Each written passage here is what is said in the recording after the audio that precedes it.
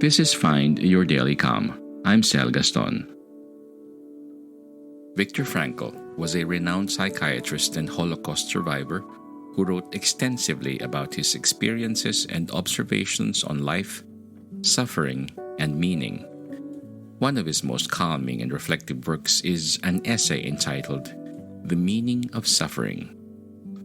Frankl's words remind us that we all have a unique purpose in life and that we must take responsibility for fulfilling it. Even in the midst of suffering and difficult circumstances, we can find meaning and purpose by focusing on our specific mission in life. By taking this perspective, we can feel a sense of calm and inner peace, knowing that we are living our lives with purpose and meaning. Reading Frankl's work can be a calming and reflective experience, helping us to gain a deeper understanding of ourselves and our place in the world. The meaning of suffering. The word suffering is not a very popular one in our Western society. We prefer to hear the word happiness. If I had to choose between word processing the concepts of happiness and suffering, I would definitely choose the latter. Everyone has his own specific vocation or mission in life. Everyone must carry out a concrete assignment that demands fulfillment. Therein, he cannot be replaced, nor can his life be repeated.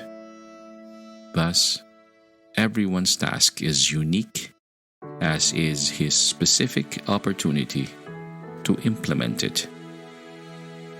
As each situation in life represents a challenge to man and represents a problem for him to solve, the question of the meaning of life may actually be reversed.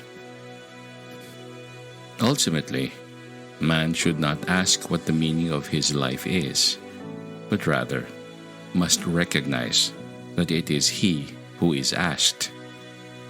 In a word, each man is questioned by life, and he can only answer to life by answering for his own life. To life he can only respond by being responsible. By its very nature, suffering provides a challenge to the meaning of one's life and being. The real question, then, is not whether there is meaning in life in general, but rather how each person can find meaning in his own life at any given moment. We can discover this meaning in life in 3 different ways. I never knew you could treat depression symptoms from your phone. But with this prescription app called Rejoin, it's possible. It's for adults aged 22 and up with major depressive disorder who want to add to their antidepressant medication.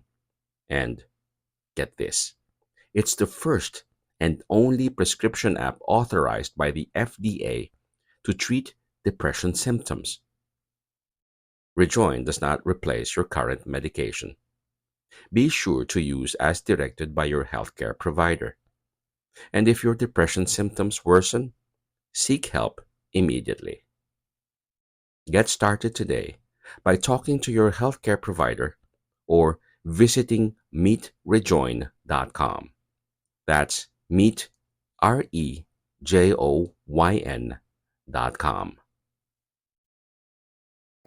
1. By creating a work or doing a deed. 2. By experiencing something or encountering someone. And 3. By the attitude we take toward unavoidable suffering. The first way is fairly clear. If we take man as he really is, we make him worse. But if we overestimate him and ask him more than he is capable of, we promote him to what he really can be. So we must be idealists, but with our feet firmly planted on the ground. The second way is more subjective and depends on individual circumstances. A job or task that may seem meaningless to one person may have great significance to another. Likewise, an experience that may be unpleasant or painful to one person may be a source of joy and fulfillment to another. The third way to find meaning in life is through the attitude we take toward unavoidable suffering. To illustrate this point, consider the following example. A young woman who had undergone an appendectomy was asked how she could bear the pain of the incision. She replied, "I bear it for my child." This is an example of the third way to find meaning in life. By adopting an attitude of self-transcendence, that is, by going beyond oneself and one's own concerns, one can find meaning and purpose even in the midst of suffering. In conclusion, we can find meaning in life in three different ways. By creating a work or doing a deed, by experiencing something or encountering someone, and by adopting an attitude of self-transcendence in the face of unavoidable suffering. By doing so, we can live a life that is meaningful and fulfilling, even in the midst of difficult circumstances.